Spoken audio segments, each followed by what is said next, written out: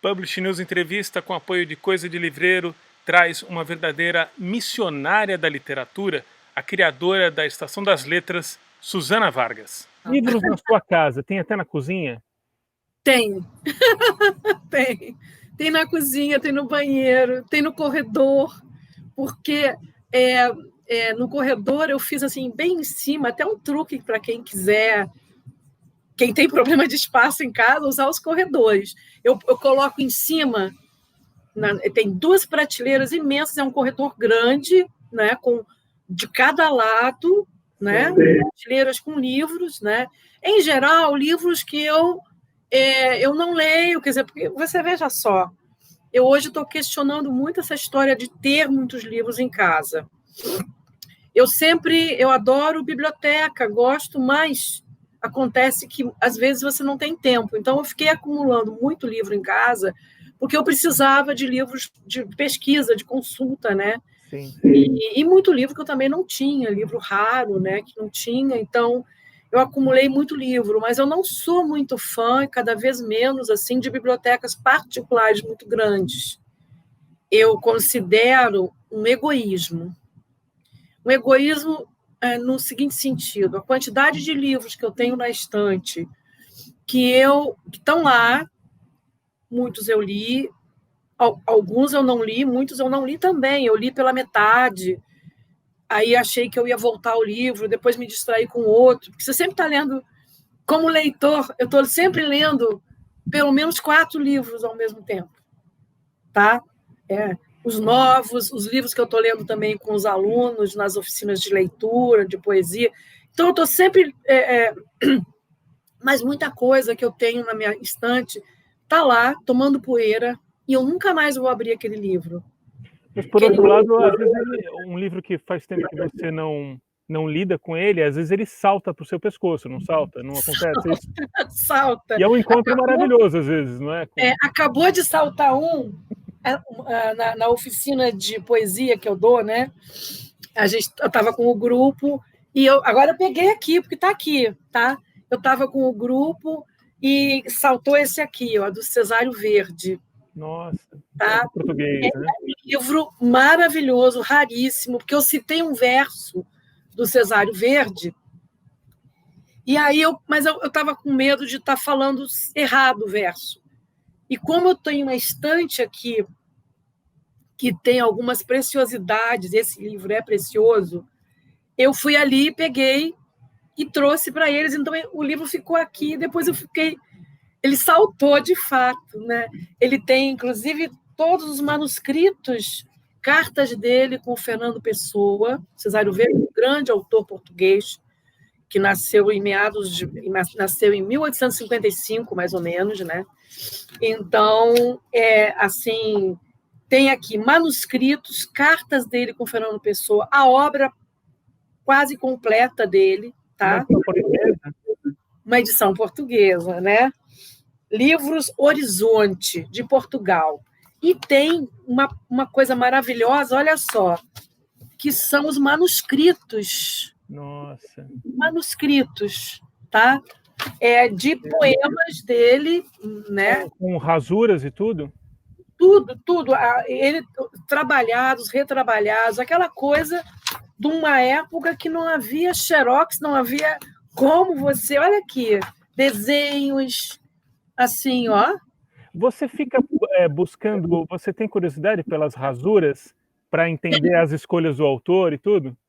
Eu tenho assim, eu tenho vários poemas do Bandeira, não é vários, né?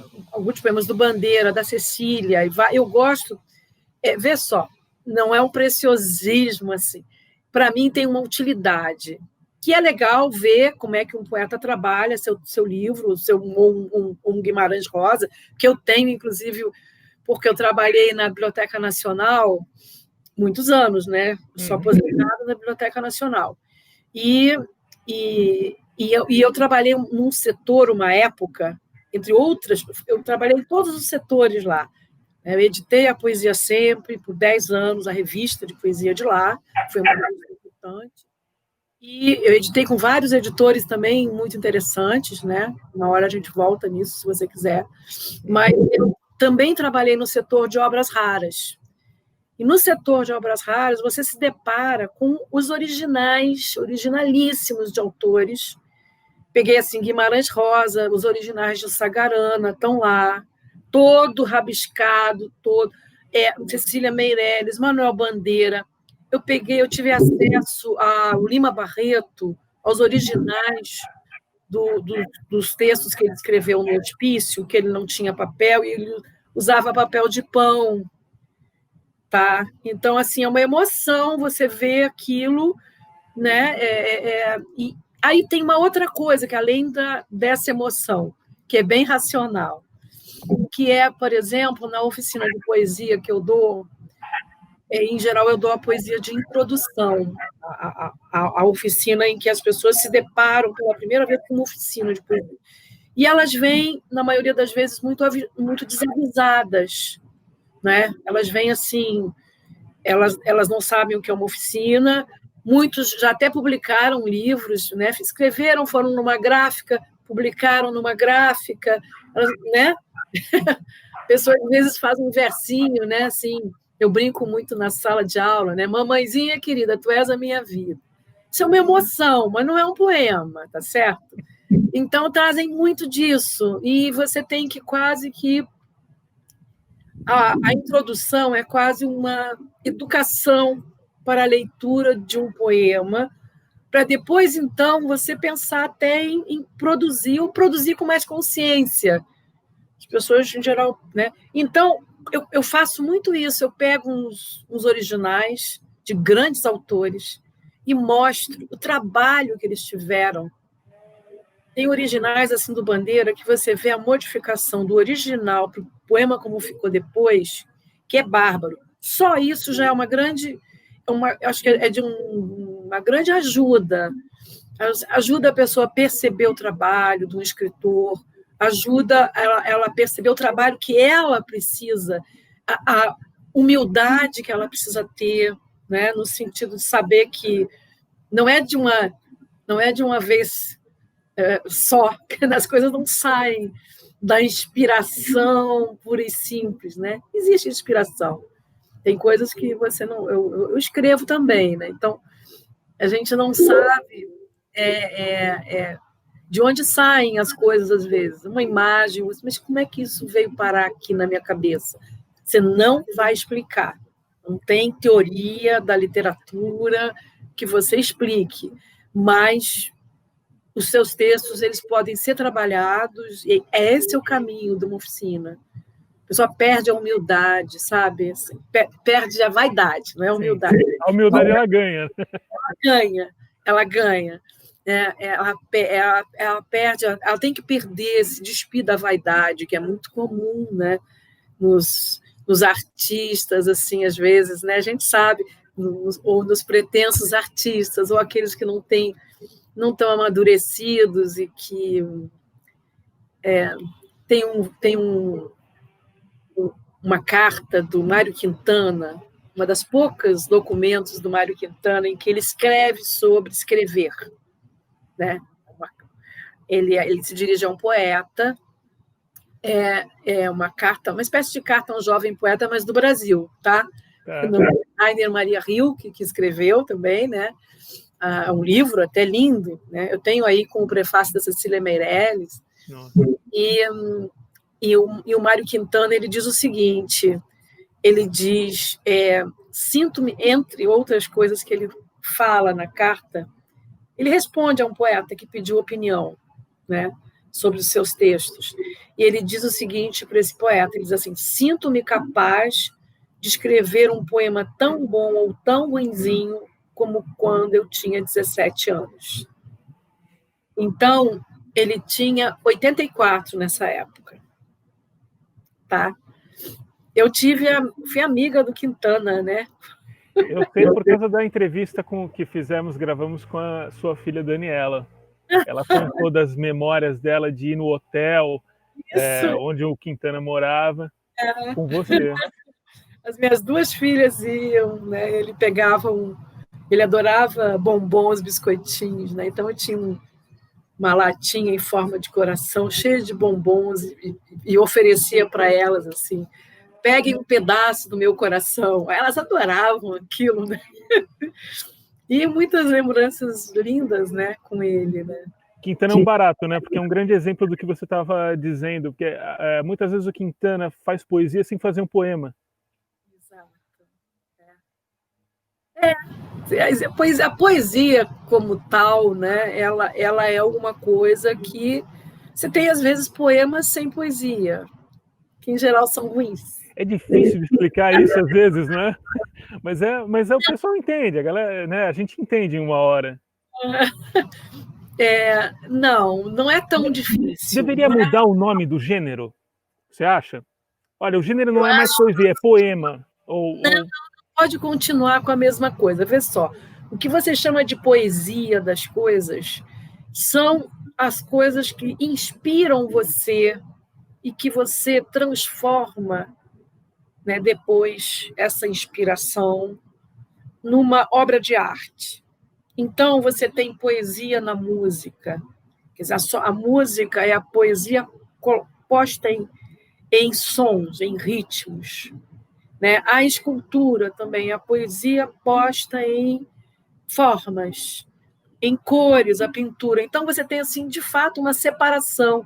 Quando você fala a poesia, o poeta, para também para um músico, você não está dizendo que isso, para um músico ou para um escultor ou um fotógrafo, você não está dizendo nada demais, você está dizendo que ele é um poeta da cor, é um poeta da forma, né? E o poema o poema é a poesia posta em versos, né? Em linguagem traduzida numa linguagem em palavras, porque linguagem existe a linguagem visual das cores ou das formas, né? Em palavras. Então, assim, não é tão difícil de entender, né? Agora tem uma confusão, poesia, né? E, e alguém fala poesia do fulano de tal, né? Também, né, não dá muito problema. Eu não sei se tinha que criar outro termo, não. Suzana, você falou uma hora agora na sua fala, eu escrevo também. É, é, eu já vou admitir para quem está assistindo essa entrevista que eu não vou conseguir dar conta de tudo que você representa, porque é uma poeta significativa, é uma professora importante, uma professora de escrita. Em tempos, hoje se fala mais do ensino de escrita, mas você é uma das precursoras, né? Você criou a Estação das Letras, enfim, você tem vários braços, você criou um projeto anterior à Estação das Letras, né? Quantas vidas você viveu nessa vida? Ou não, é tudo parte de construção, são tijolos da mesma. Eu acho que está bonita essa sua imagem. Eu acho que são tijolos da mesma. Porque, vê só, eu sou uma pessoa que foi assim, a minha formação desde menina, ela sempre foi muito literária, tá? Eu muito garota, eu morava no interior do Rio Grande do Sul e eu comecei assim cedo a ler poesia, li autores que eu não entendia. Eu lia os poetas assim, imagina, ler Eliot, pegava assim com 9, 10 anos lendo Eliot, Os Homens Ocos. Que sabia eu o que era ser um homem oco? Para mim, o oco assim, era o oco da árvore, o buraco. Quer dizer, mas assim, eram coisas que me intrigavam muito, e eu lia em traduções, assim. Eu morava no interior, numa cidade sem TV, sem cinema, tá? Eu só vim ver ter uma televisão com 18 anos. E aí não tinha o que fazer, né? Então a coisa mais maravilhosa que eu encontrei na minha vida foi a literatura, né? De pequena. Então eu vim para cá, para o Rio, saí de lá diretamente, uma cidadezinha de 20 mil habitantes, de Quaraí, e vim para o Rio de Janeiro. E no Rio eu fui fazer letras, né? tive eu tentei fazer educação física, porque na época eu gostava muito de esporte, né? Jogava vôlei, basquete, handebol, até futebol de campo eu joguei. Então eu vim para cá pensando, vou fazer educação física, porque talvez tenha mais futuro. Eu não queria ser assim, exatamente uma professora, que a minha mãe era professora, e eu dizia que ganhava pouco sempre, né? Então eu pensava, não, vou ver se eu faço uma coisa que vai dar mais dinheiro, vai me sustentar. Conseguiu? Não, eu levei pau, imagina, numa época que era exigido, né, de nós, assim, eram exigidas física, química, matemática, sempre dei mal nessas áreas, na área, digamos, mais técnica, concreta, embora a matemática seja uma coisa muito abstrata, né? É uma abstração só a matemática. Depois eu que me dei conta disso, mas antigamente eu achava que não. Então, eu fui fazer letras, e aí foi que... Mas eu já escrevia desde menina, escrevia poesia, né? Os versinhos lá, ficava mostrando para os poetas da cidade, e tive meus cadernos de poemas, e depois eu comecei a publicar relativamente cedo. Tive a sorte de encontrar um editor que apostou, né?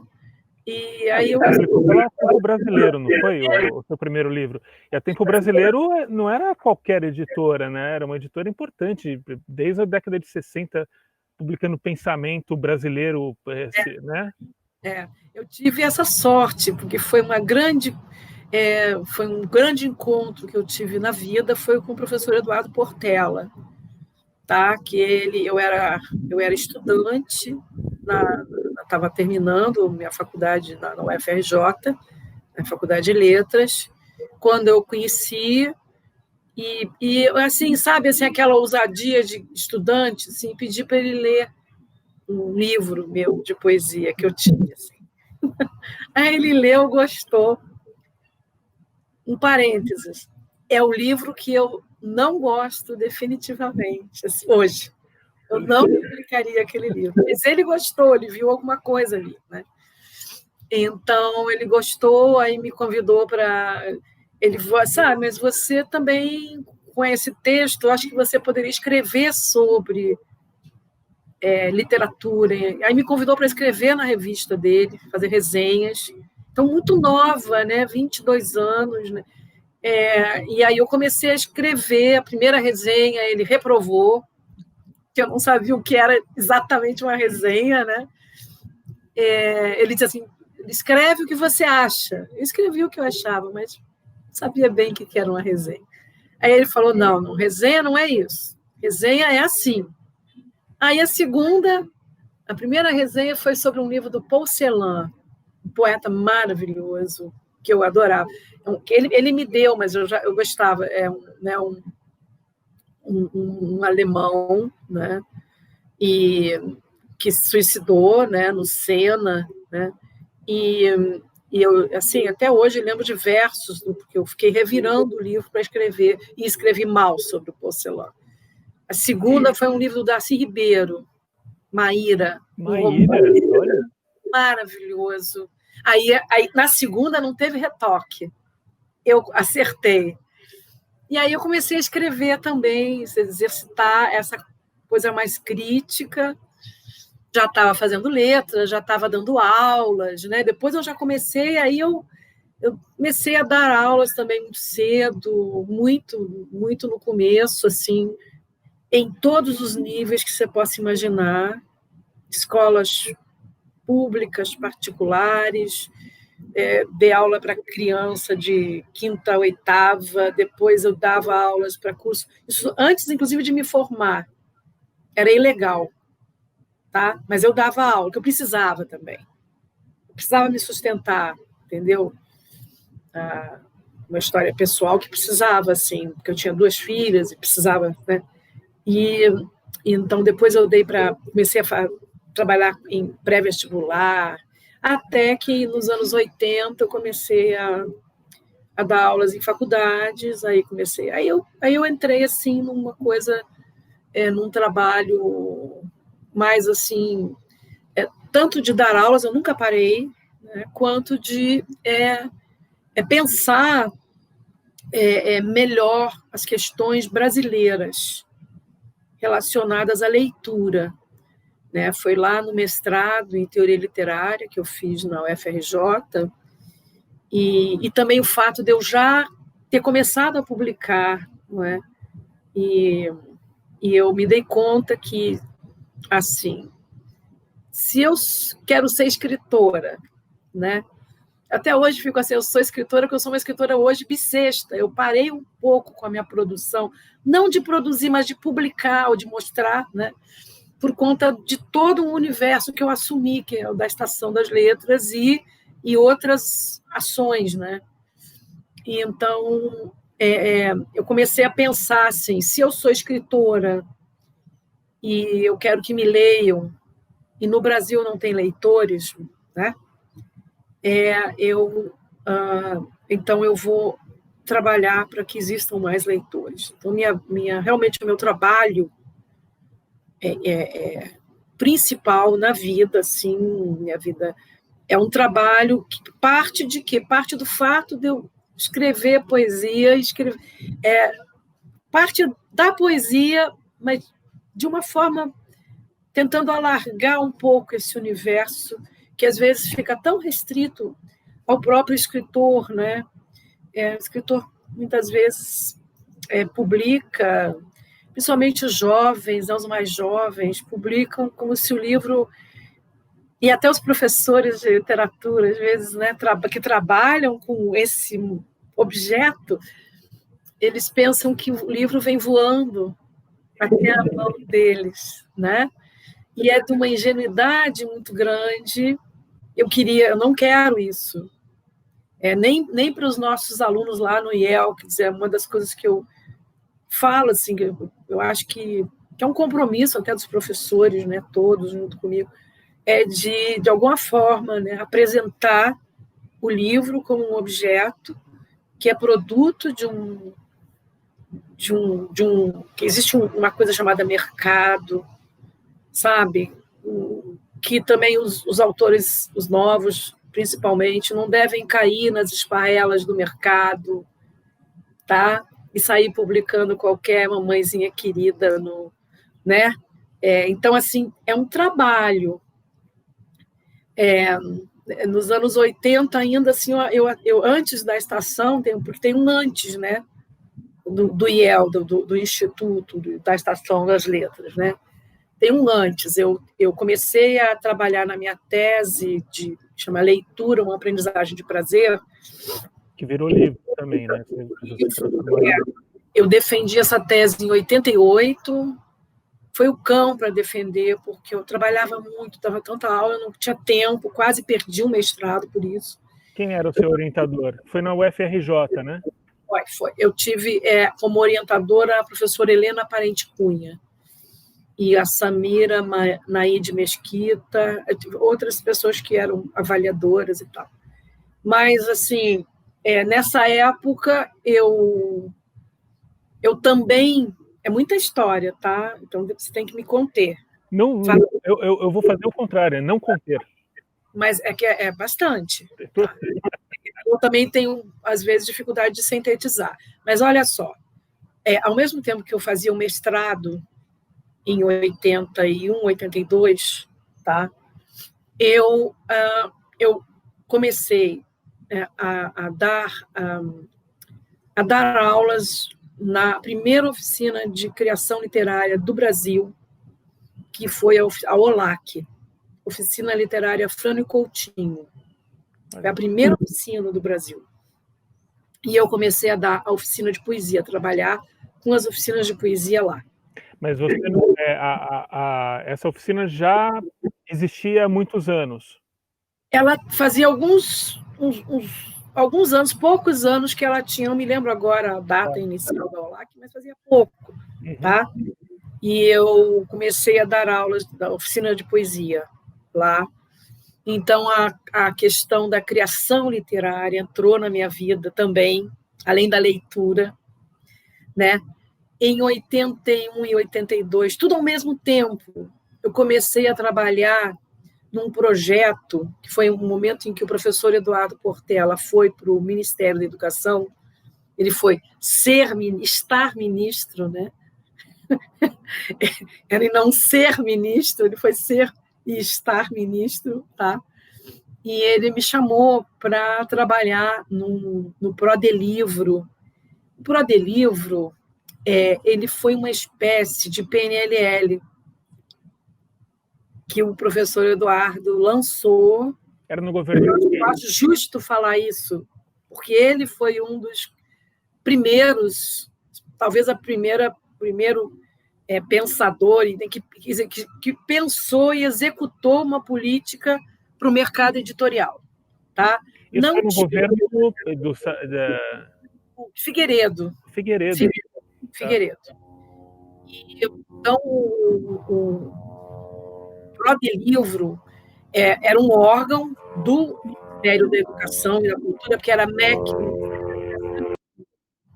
tá? Não havia a cisão, a separação entre Ministério da Cultura e Educação, eram duas coisas juntas, tá? Então, ele pensou políticas de... Então, eu me dei conta do mercado ali. Ele me chamou para trabalhar num projeto chamado os Clubes de Leitura. A ideia era, entre outras ações do Prodelivro, entendeu? Inclusive, assim, formação de livreiros. Ele se deu conta que as livrarias tinham que oferecer qualidade no atendimento, visando o mercado mesmo, né? Então, assim, o que você está trazendo? Porque isso eu nunca tinha ouvido falar, eu acho que é pouco falado, né? Eu sempre digo isso, eu falo até para a Célia Portela, que é a viúva do professor Eduardo, olha, tem uma coisa que eu acho que deviam resgatar, que é o trabalho do professor Eduardo como editor. Falam muito do professor, do pensador, mas como editor, né, um cara que também lançou também muitos autores, embora o livro que eu tenha lá mesmo, eu não goste muito do meu livro, mas lançou autor, mas assim, não estou nem comparando comigo, eu estou falando num nível assim mais de ensaio. Ele fez um trabalho muito importante. E quando ele foi ser ministro, ele foi tratar da cultura e do livro, né? Ele foi, de fato, assim, eu tenho muita admiração por ele, né? Então, como é que eu vou falar? Eu vou continuar. Então, eu entrei no clube, no Clubes de Leitura, que era a forma de trabalho. Nós estávamos montando um projeto, já estávamos começando a espalhar pelo Brasil todo, eram clubes de leitura, fazíamos uma seleção de livros, os clubes de leitura ganhavam esses livros do MINC, do MEC, né? E eles poderiam atuar com o nosso apoio em centros culturais, centros comunitários, tá? Essa era a ideia do clube dos clubes de leitura. Então, a gente já estava começando a receber pedidos de livros e de uma estante que a gente tinha feito, né? Com livros... os primeiros livros eram aqueles que tinham caído em domínio público, que eram mais fáceis de você comprar, até adquirir. Aí, quando a gente estava começando isso, ele caiu. O Figueiredo, houve uma greve de professores, ele saiu do lado dos professores, e aí foi quando ele disse: eu não sou ministro, eu estou ministro, eu sou professor. E aí foi afastado imediatamente do cargo. Então, tudo isso, assim, eu sou meio jurássica, né, André? Assim, isso que eu vivi, tá? E que, enfim, um dia eu vou contar, quem sabe, em alguma... Às vezes eu tenho vontade de contar para o capítulo, sabe, um pouco de essa história. A biografia não precisa ser linear, né? Memórias, né? Você escreve diário? Você trocou muita carta? Você tem alguma memória nesse sentido registrada? Eu tenho cartas que assim, algumas eu troquei, outras eu recebi cartas de muitos autores, né? Eu tenho aqui coisas, Manuel de Barros, foi meu amigo também, tá? Eu tenho Antônio Reis, né? Cartas, é uma quantidade grande de lembranças e cartas. Eu tenho uma carta que um dia eu estava até pensando em propor assim, que eu pensei, onde que eu vou publicar essa carta? É uma carta do Drummond. Vou contar um pouco para você. Às vezes eu penso, no Publish News, quem sabe ele é assim. Que é o seguinte, eu tive uma briga com o Drummond. Eu, uma idiota, garota, com 21 anos, depois de eu publicar o meu primeiro livro. Mandei para ele, né, a carta, ele me devolveu com um cartãozinho que ele costumava mandar para todo mundo. Fosse o que fosse, o Drummond era muito atencioso. João das Couves escreveu um folheto, mandava para ele, mandava um. Então ele mandou para mim uma carta, assim, não dizia nada demais, assim, gentil, tá? E um dia, aí eu guardei a carta. Para ele, é isso? Ele mandou a carta no livro? Ele mandou um bilhetinho sobre o meu livro, meu primeiro livro. Porque você mandou a carta com o seu primeiro livro, foi isso, né? Eu mandei com o meu primeiro livro e ele respondeu com um bilhetinho gentil. Tá. Eu nunca tinha visto o Drummond. Note que eu era do interior do país e, para mim, o Drummond era uma abstração, né, a figura dele. Eu conhecia a poesia, né, mas não sabia da pessoa dele direito. Aí um dia eu encontrei, justamente na saída do meu trabalho nos clubes de leitura lá no MEC, encontrei o Drummond no elevador. E fiquei, a garota do interior, chegada há pouco ao Rio de Janeiro, fiquei louca. Falei, tem que falar com ele. Aí eles saíam do elevador, eu fui atrás, ele parou comigo, falei Drummond, eu não sabia como chamar, se era senhor, se era... Ele parou, olhou para mim, né? E ele falou, sim, o que deseja e tal. Eu queria, eu não sabia o que dizer. Disse, não, eu mandei um livro para o senhor há um ano atrás. Aí ele virou assim secamente, ele era seco no trato, né? E eu não lhe respondi. Aí eu falei, sim, respondeu. Eu queria conversar com ele, eu achei que ele ia sentar e conversar comigo, né? Aí ele virou e falou, sim, eu não lhe respondi. Eu falei, sim, respondeu. Então tá, pois bem, então até logo. E me deixou.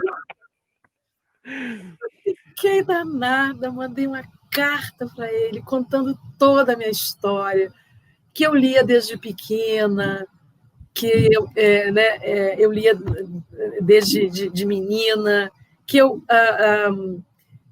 que era uma decepção, que ele tinha sido uma decepção como pessoa, arrasando com ele, arrasando, tá?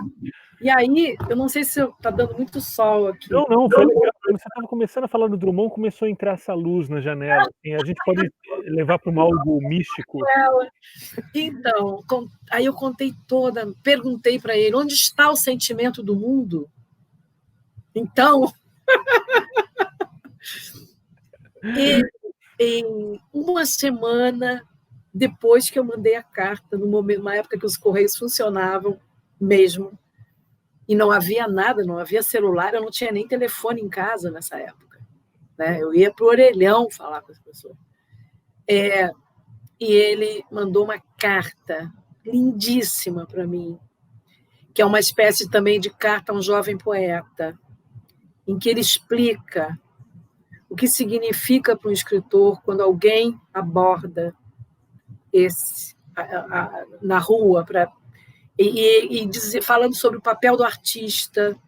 É uma carta linda, que eu até tenho vontade de publicar, porque não é aquela carta em que ele vai falando da minha poesia, aquela coisa mais, né? Que eu não faria isso nunca, né? Mas, ele manda a carta, é uma carta grande, é uma carta bonita, e se desculpando por não ter sido mais simpático, falando da timidez dele. É uma carta que está inédita, eu tenho até hoje, ela está caindo aos pedaços, tá? E eu tenho vontade de contar essa história numa espécie de crônica sobre Drummond, de repente no dia D do Drummond, né? Olha, então eu vou provocar Leonardo Neto. Olha aqui a oportunidade de publicar no Publish News a transcrição dessa carta e a crônica da Suzana, porque provavelmente você vai dar a oportunidade dele de se defender desse lado dele seco, né? Esse lado que é conhecido dele, de amigos que corriam atrás dele na rua e ele fugia, que ele não queria papo. O Drummond tinha essa... E tem uma coisa bacana da carta, é que ele diz, né? Ele fala, porque ela é muito sintética, é uma carta de uma, na época chamava-se uma lauda, né? Uma lauda e meia, tá? Assinada por ele, e que ele diz, né, que o artista não é um ser à parte, que é uma pessoa comum, como qualquer outra. Ele diz isso, mas ele diz belamente. Ele diz com uma poesia.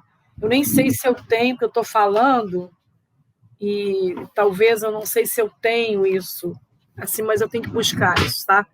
Mas ele fala belamente, belamente. De modo que, quando eu recebi a carta, eu fiquei muito envergonhada da minha. Pedi desculpas, mandei outra, pedindo desculpas, me arrastando quase, né? E liguei para ele, que tinha o telefone, né? Liguei para ele. Disse, não, minha filha, tudo bem, não se preocupe, não é nada. Né? E, assim, nunca mais, na verdade, eu nunca mais vi o Drummond. Nunca fui aos lançamentos dele, porque às vezes eu estava dando aula, nunca podia, mas foi meu contato, para mim foi inesquecível e foi uma lição de vida. Comecei a meio que desvirginou um pouco aquele olhar juvenil, né, sobre o artista. Quem é o artista, né? Essa pessoa, né, que as pessoas ficam cultuando e tal, e que existe muito, né, na área artística, no meio literário também, né? Então, me deparo, né, às vezes, com essa coisa mais egótica, né, que às vezes acomete os nossos autores, principalmente os jovens, mas os outros também têm um pouquinho disso. Suzana, tem fantasma na Biblioteca Nacional? Acho que o Afonso Romano de Santana já contou alguma história desse tipo, de ouvir dizer e tal. Olha, o negócio é o seguinte, é que a biblioteca tem muitas histórias. Eu nunca vi, mas eu tive um bibliotecário muito querido, foi famoso na época, o Olímpio, que uma vez falou que já viu. Mas, assim, a gente não sabe, né? Eu nunca vi. Agora, é uma coisa muito incrível, é um ambiente muito bonito, né? E como é que eu vou falar? Ele deixa você até um pouco intimidado, né? Você entra e você percebe que tem uma coisa ali, né? Uma aura no meio daqueles livros, né? Aqueles andares de livros. A seção de manuscritos, ela é maravilhosa. Você tem que ir lá pesquisar, porque, assim, são coisas lindas, né? Que você consegue ver e sentir, né? E tal. Agora, isso tudo voltando para as questões, né, da minha história literária, né, a partir dessas experiências. O que houve? Soltaram fogos aqui. Essa hora já? Vai saber por quê. Foi a festa à sua história literária. Continua, Suzana, desculpa. Eu tomei um susto. Não, então, assim, juntando tudo isso, né, esse envolvimento com os clubes de leitura, o fato de eu descobrir a questão da criação literária de uma forma muito mais objetiva e técnica, tá? Que me levou a escrever a minha tese de mestrado, que foi nesse livro, que é o Leitura, uma aprendizagem de prazer, tá? É um livro que teve a tese eu defendi em 88. E muito antes de falarem bastante antes de falarem em oficinas de leitura, e tudo isso veio muito depois. Né? O que eu faço nesse livro? Eu descrevo as aulas que eu dou. As minhas aulas, elas sempre foram aulas. Deixa eu ver aqui. Eu estou vendo que eu estou ficando escura. Melhorou, né? A luz. Eu mesma não estava me vendo. Então, as minhas aulas, eu sempre trabalhei com rodas de leitura. Tanto para criança quanto para... Eu tive um professor maravilhoso, que até em outubro vai fazer uma janela literária que a gente está agora promovendo, né? E que o que ele me ensinou um grande professor de literatura. E ele me disse o seguinte, ele disse assim uma vez, eu na faculdade, né? Ele disse assim, Suzana, a única missão de um professor de literatura eu acho que eu virei, você não quer que vire. Tá. É despertar o prazer de ler. Se um professor consegue isso, ele já cumpriu o seu papel. Ele já cumpriu. E eu fiquei com isso, tá? Para mim, assim, até hoje, não tem outra... Não é ensinar história da literatura, não é ensinar teoria literária. Eu preciso, dentro daquela ideia de formar leitores, tá? Então, se eu consigo formar leitores, então eu estou no caminho certo, eu tenho uma espécie de missão, né? Que é essa, trazer as pessoas para os prazeres da leitura, as vantagens imensas de quem lê, não é? Quem lê é muito melhor profissional. Os melhores profissionais são, inegavelmente, os grandes leitores, né? Do ponto de vista intelectual, de ideias, de consistência, né? Então, assim, eu busquei muito isso, tá? Depois, eu já também dava aulas, nessa mesma época, nos anos 80, eu dei aulas na Faculdade da Cidade, por 10 anos, eu dei aulas de 82 a 92 lá, para turmas de comunicação e letras. E sempre nessa perspectiva. Então, muitos alunos meus, por exemplo, do curso de comunicação, onde eu trabalhava com literatura e redação para jornalistas, né? A primeira coisa que eu fazia era ler com eles. Muitos vão lembrar, tem muitos que... Quer dizer, a grande parte está aí na mídia, estão ocupando aí postos assim, interessantes, com trabalhos muito interessantes na mídia, não é? Então, como é que eu vou dizer? Eu levei para dentro da sala de aula em qualquer nível. Então, a minha tese de mestrado, ela conta esses procedimentos de sala de aula que não é uma tese teórica, embora seja na área de teoria literária, foi uma tese autoral, numa época que ninguém fazia nada em primeira pessoa, as pessoas falavam em nós. Eu escrevi eu. Né? E eu conto porque eu achei que era útil para professores algumas estratégias de trabalho com leitura que eram úteis. Eu queria que fosse útil. Eu sempre gostei da utilidade. A teoria pela teoria, ela não serve para nada. Tá? A informação pela informação também não serve para nada. Né? Aquela coisa de acumular conhecimento, acumular. E onde é que você vai colocar tudo isso? Né? É só para demonstrar que você leu isso e aquilo que você tem, né? Então, a minha tese foi essa. Aí, em 93, ela foi publicada pela José Olímpio. Foi, assim, muito legal a receptividade dela por parte de professores. Ela teve muitas edições, tá?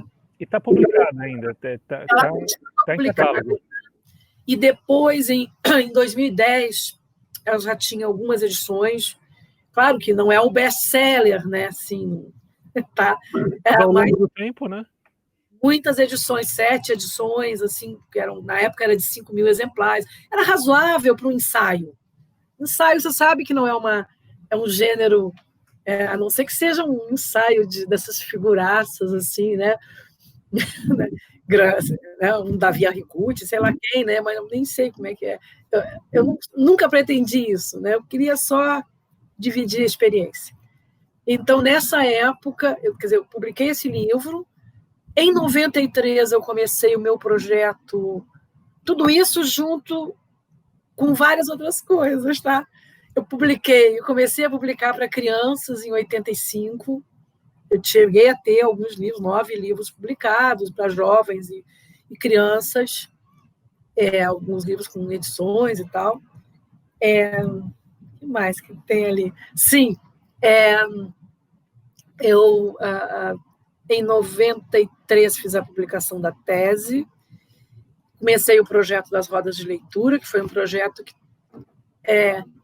roda de leitura não era uma coisa inédita, mas era inédito da forma como a gente implementou, que era uma forma, eu queria sair com as rodas de leitura, eu queria sair do âmbito da universidade, da leitura no âmbito universitário, teórico, técnica, tá? Que ficava restrita, e levar para um centro cultural, levar para fora, tá? Colocar ao alcance de um público, seduzir o público, né? Então, no CCBB, foi um projeto que eu ofereci ao Centro Cultural do Banco do Brasil, era para durar 3 meses e durou 13 anos, né? Foi uma das grandes coisas, né? Assim, um trabalho que ficou assim em pé e que depois as pessoas começaram essa expressão também, rodas de leitura, começaram a usar pelo Brasil todo. Foi uma alegria, né? Ter essa coisa assim, né? Porque começaram a ver que era possível trabalhar a leitura de uma forma mais simples, mais de... Como é que eu vou dizer para você? Dentro dessa função de fazer leitores, tá? Eu comecei ali com as rodas e isso depois foi tomando um vulto, porque eu cheguei a fazer uma roda de leitura para mais de 500 pessoas no CCBB. E eram leituras públicas, porque não se fazia isso na época. Até 92, 93, nessa época, o Brasil tinha, assim, você tinha escritores que, em geral, eram objeto de teses de mestrado, alguns escritores, tá? E muitas vezes eram convidados até para ir à faculdade falar sobre seu trabalho. Alguém lia, fazer uma conferência, aquela coisa do ritual, da coisa mais acadêmica, digamos, né? E, inclusive, uma coisa interessante, tá, André, que eu vou falar. Ninguém pagava escritor para falar da sua obra. Como se o escritor sobrevivesse das gotículas de ar e da luz do sol, né? Ninguém. O Rodas de Leitura do CCBB, até porque eu tinha um banco por trás, tá? A gente começou a oferecer cachê, não se falava em cachê para escritor. Escritor ia à faculdade achando maravilhoso que alguém tivesse feito tese sobre ele, ele ganhava um buquê de rosas e chocolate, bombons, tá? Era isso que acontecia. Estou rindo de nervoso. O que foi? Não, eu estou rindo de nervoso. Eu estou falando as coisas, você falou para eu falar, eu estou contando, né? Pois não, é verdade, eu não é uma mentira, não é uma. Ah, Suzana inventou, não inventei, não. Né? Ninguém pagava. E o escritor, o artista, ele ainda achava que era um favor que estavam fazendo para ele, sabe?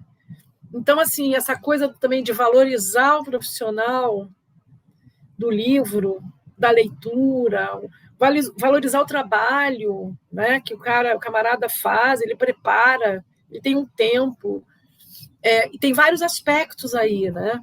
Então, assim, a gente começou, inclusive, assim, eu chamava professores universitários que eu conhecia na época, conheço hoje, mas na época muito mais, porque eu vim da universidade, né? Eu tenho uma formação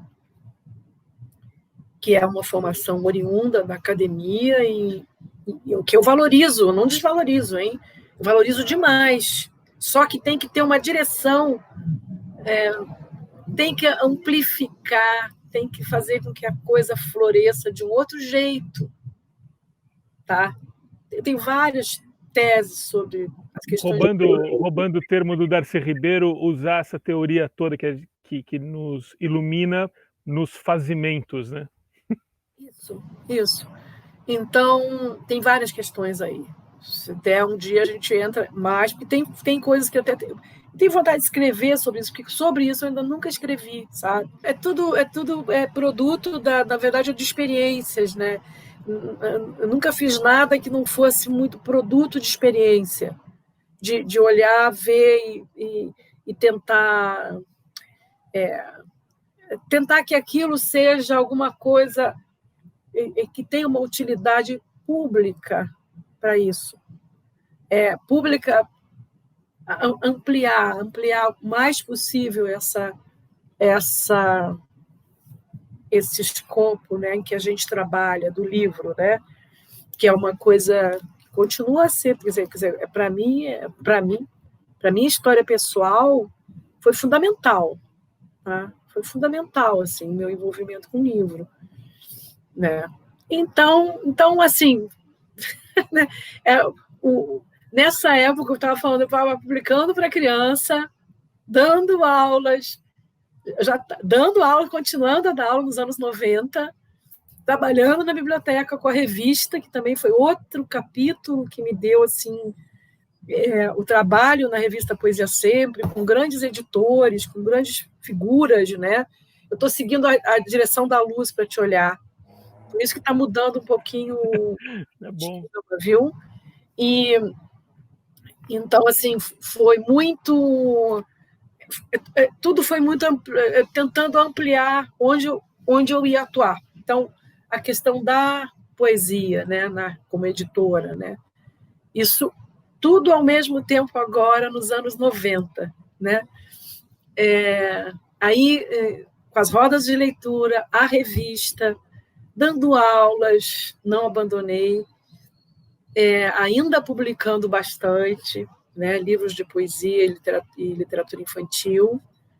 E em 96, a roda de leitura já era um sucesso. Eu lembro de 93 a 96, eu tive assim, pessoas que leram nas rodas de leitura pela primeira vez que liam seu livro em público, Jorge Amado, tá? JJ Veiga, que foi nosso professor também, da Estação das Letras depois, tá?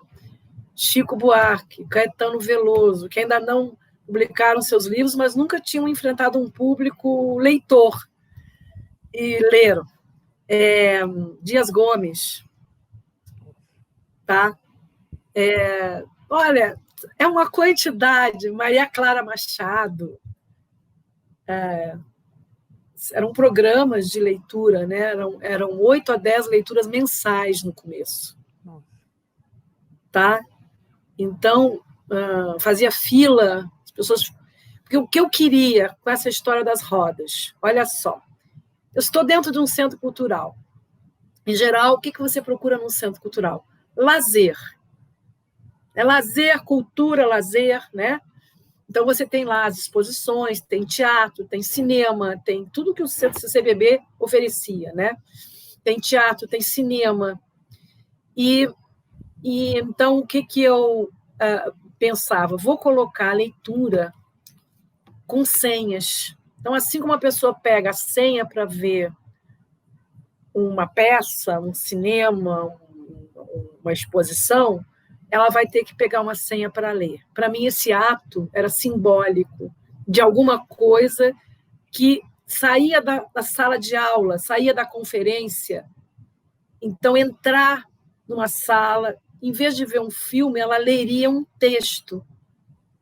Então, o leitor-guia lê o texto, o leitor-guia que pode ser um escritor, o próprio autor, ou o mediador, o professor de literatura. Grandes professores a gente teve lá, trabalhando, né, nas rodas. Ainda tem. Né? E, então, você tira o livro da dimensão escolar, acadêmica, e você joga... E depois, o que eu explicava para eles, porque era novo, eu tinha que explicar para os professores, senão eles iam fazer uma conferência. Tá? Mas, olha, você vai ler e você vai dizer por que você gosta desse livro. Você vai conversar.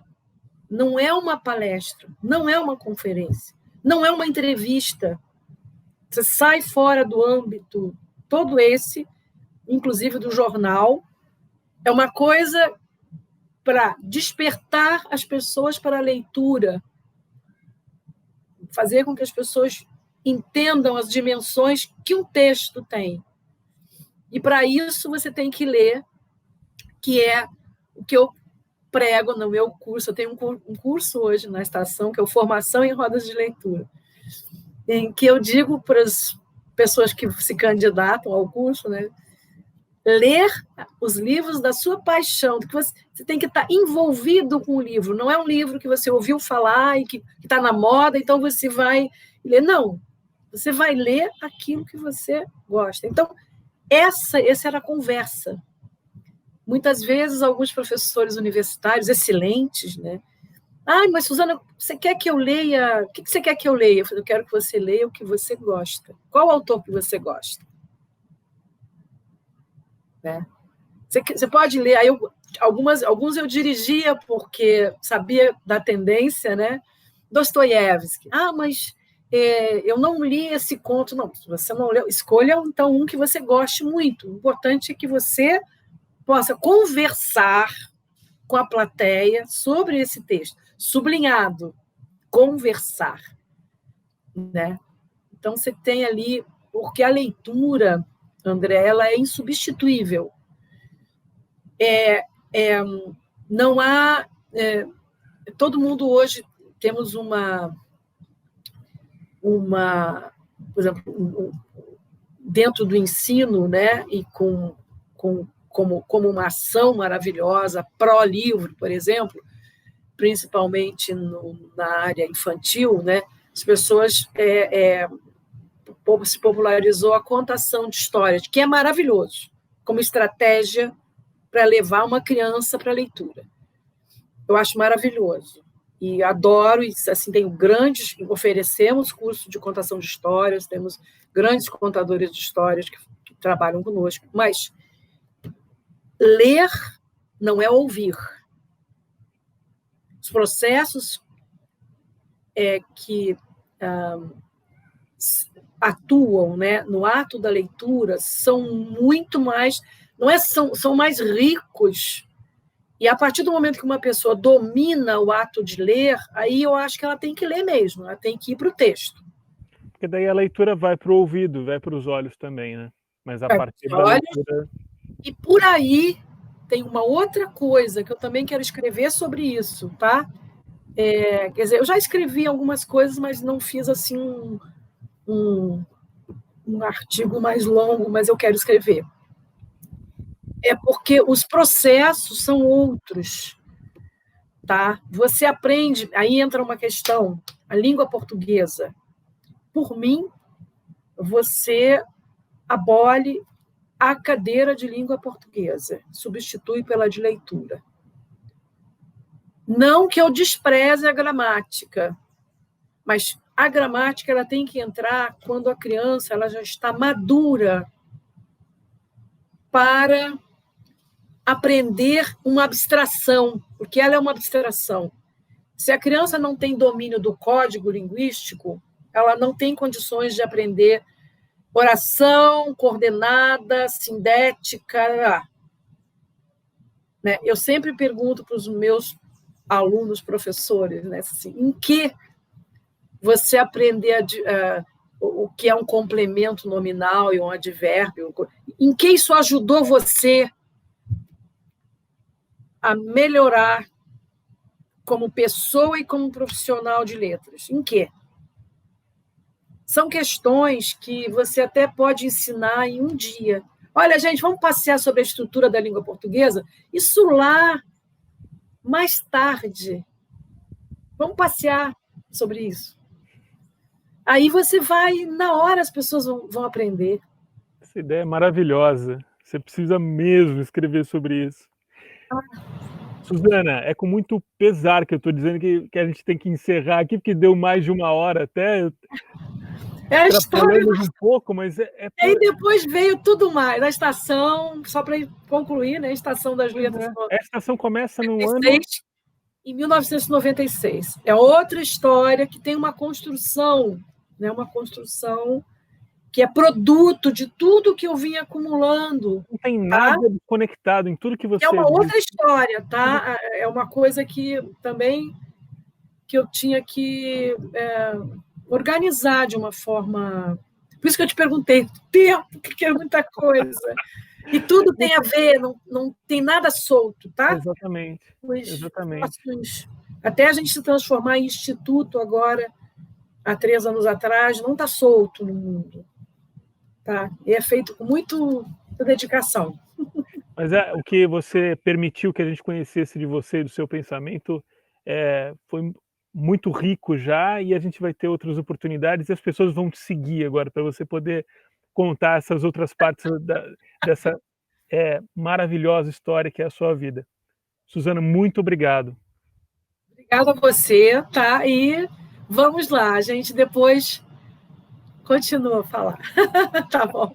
Agora me despertou assim, eu vou dar uma organizada nisso, de repente publicar em artigos, não sei, vou ver. Sobre assuntos que são úteis, não são... Talvez são úteis. Ideias. Tá? Urgente que faça. Enfim, querido, olha, um beijo, tá? Obrigada pela paciência, pelo interesse. Eu agradeço. E é isso aí. 25 anos do IEL agora, viu?